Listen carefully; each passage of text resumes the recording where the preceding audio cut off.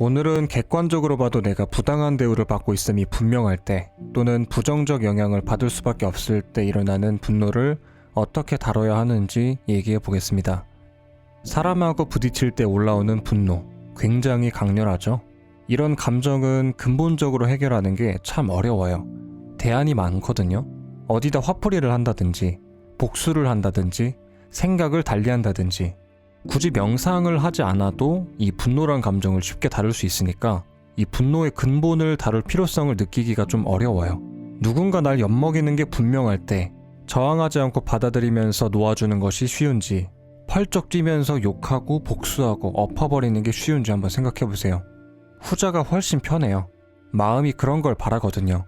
내 울분을 드라마틱하게 해결해줄 아주 자극적인 방법들. 대인관계에서 오는 분노를 다룰 때 관건은 그런 방법들을 포기할 만큼의 각오가 됐느냐 안 됐느냐입니다. 제가 항상 욕망을 놓아주기만 하면 된다고 말씀드렸죠? 그거 사실 만만하게 보시면 안 돼요. 욕망을 놓아주기만 하면 된다고 했으니까 어디 한번 해볼까? 이런 마음가짐으론 어림도 없습니다. 감당이 안 되실 거예요. 회사에서 자꾸 되도 않는 지시하고 사생활 캐묻고 누가 봐도 부당한 대우를 하는 공공의 적이 있다고 해볼게요.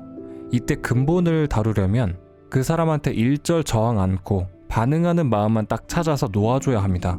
조금이라도 분노를 간직하려고 하면 안 돼요. 근데 마음이 가만히 있질 않죠. 어떻게든 그 분노를 붙들려고 합니다. 내가 상황을 받아들이면 앞으로도 계속 당할 것이고 상황은 점점 악화될 것이고 무엇보다 내가 화가 없으면 인격적인 모독을 당할 것이다. 이런 생각이 들기 때문에 근본을 다루길 거부해요, 우리 마음이. 그러고는 명상하겠다고 앉아놓고 나도 모르는 사이에 그 사람을 무릎 꿇리는 상상을 하죠.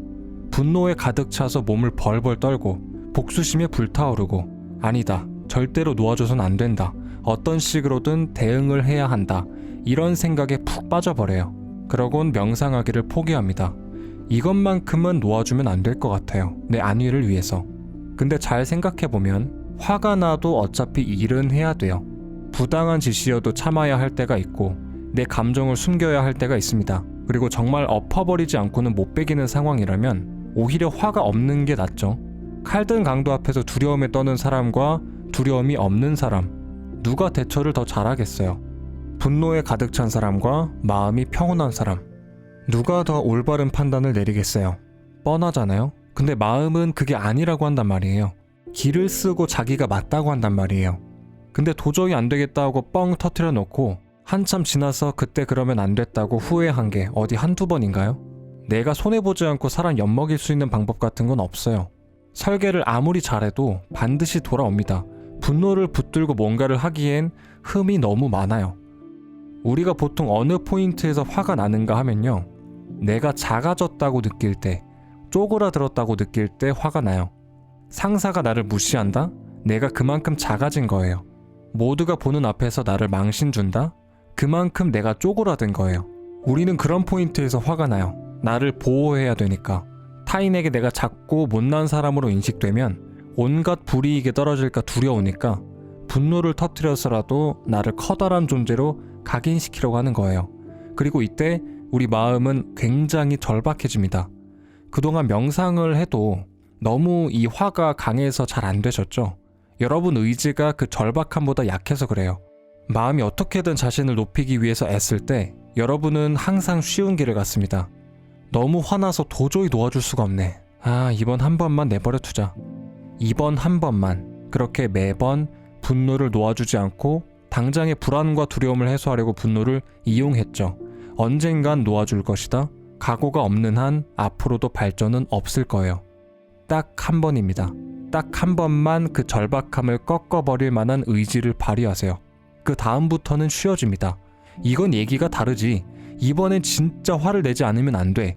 뭐 이런 식으로 마음이 여러분을 꼬드길 텐데, 어떤 사람이 그랬든 어떤 욕을 했든 어떤 상황이었든 그 말에 귀 기울이지 마세요.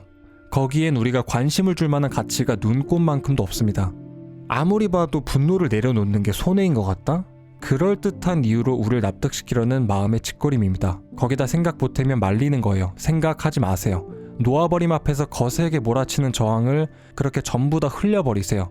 그 다음 그 기세를 몰아서 분노의 근원까지 놓아버리세요. 분노가 매섭게 일어나는 그 순간이 놓아버릴 수 있는 기회입니다. 분노 아래 깔린 작아졌다는 느낌을 느껴보시고 그 작아졌다는 느낌이 내가 붙들고 있는 인정 욕망임을 느껴보시고 그렇게 욕망이 격렬한 분노로 표출되는 것을 실시간으로 생생하게 지켜보면서 놓아버리세요. 그러면 이후에 같은 상황이 닥쳤을 때 놓아버리기가 더 수월해집니다.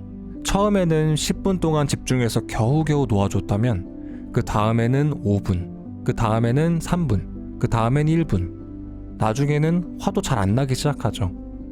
정말 화가 날 때 여러분이 편하게 가기를 포기하고 이거를 놓아주기로 진짜 굳게 마음 먹으면 금방 이 분노란 감정을 다룰 수 있게 될 겁니다. 그러니까 화이팅 하시고요. 저는 지금까지 내면의 목소리였습니다. 감사합니다.